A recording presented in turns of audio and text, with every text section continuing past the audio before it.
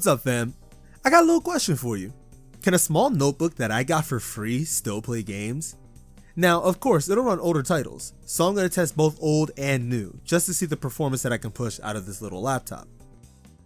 The laptop in question is the HP Pavilion DM1. On its initial release, it was rocking an AMD E350 clocked at 1.6 GHz, an 11.6-inch 1366 by 768 resolution display, 3 gigs of DDR3 500 MHz RAM, a 320 gig hard drive, 3 USB 2 ports, a VGA port, an HDMI port, an SD card reader, a headphone and microphone jack, and last but not least, a Radeon HD 6310 graphics card. The MSRP for this notebook was around $450 when it first came out. Now, when I received this laptop, it was in somewhat of a poor condition. The laptop wouldn't turn on unless it was plugged in, and the hard drive failed to boot into Windows. On a rare occasion, it would boot up to the Windows 7 login screen, but then it would fail again. So I had to replace it with another, smaller, 120 gig hard drive, and the other one, yeah, that joint's going to the trash. The inside of the PC, however, wasn't very dirty, if anything at all, and it's surprising considering it was sitting in a basement for so long. So all that was needed was a general cleanup.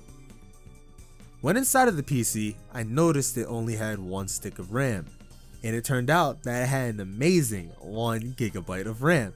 Now, with my experience with my past PCs, 1 GB of RAM on Windows 7 wouldn't have been that bad, but oh my god, this was bad. This was really bad.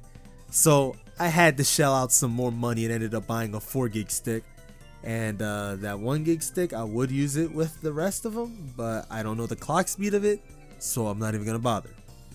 Getting into Windows itself seemed pretty good up until I started testing. The PC started to slow down so much that it wasn't even worth recording. I then decided that the only thing that I could do to somewhat remedy the performance was to install Windows 10. And surprisingly, it worked, even better than when I first installed Windows 7. Plus, the added Windows 10 support makes getting drivers a lot easier. But with all of this information out of the way, let's get into looking at the benchmarks that this beast produced. First up, we have a modern game coming in with Hotline Miami. I didn't do the second one even though it has more mechanics and technically has better lighting, but I was craving to play the first one, so I chose it instead. And to no one's surprise, it scored 60 FPS pretty much across the board, with an average of 57 frames per second and a minimum of 46 frames per second with a resolution of 1366 by 768. It felt great playing it, and I could definitely finish the whole game on this laptop and not even care.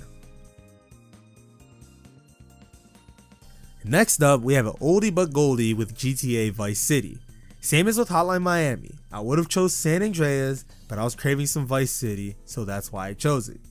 It scored an average of 40 frames per second and a minimum of 30 frames per second at 1366 by 768. I had the graphics on the highest it can go, and I'm surprised that it held up well. Third, we have Race 07. This one surprised me with its performance, not because it ran well, but because it ran pretty poor for a game of its age.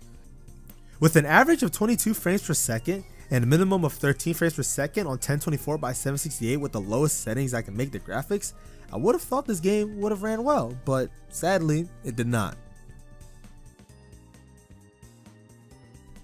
Double dip chocolate chip. Right here we got Rainbow Six 3 Raven Shield.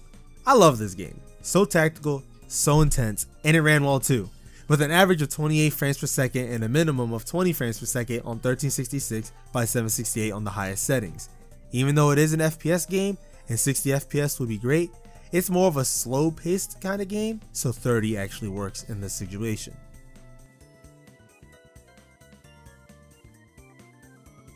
Arroz y gandules con 5, we got Trackmania 2 Valley. This one surprised me so much. With an average of 34 frames per second and a minimum of 20 frames per second on 1280 by 720 with all the graphics turned on low. Words can't describe how surprised I was on how well this game ran on this tiny little laptop. I wouldn't have expected this. This goes to show how well optimization can make a game run. Big boy with a new toy. This is Rocket League. The one that you all most likely have been waiting for.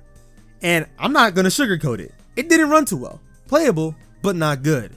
With an average of 14 frames per second and a minimum of 8 frames on 800 by 600, with the internal resolution scaled down to 35%, this wasn't great at all. Not even good, just barely playable. Even the GPD Win did better than this. This laptop is not one you should go for if you aim to pay a little bit of money just to play Rocket League. So, the Pavilion DM1. Toughed it out. It fought hard, and in my opinion, it succeeded. Would I recommend picking up this laptop if you find it cheap? I want to say yes, and depends. If you want to do simple gaming and web browsing, this laptop can handle it. Anything more intense, and you might not have a good experience.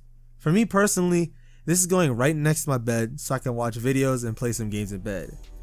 And to do other activities. With all that said, I'm Ghost. Take care.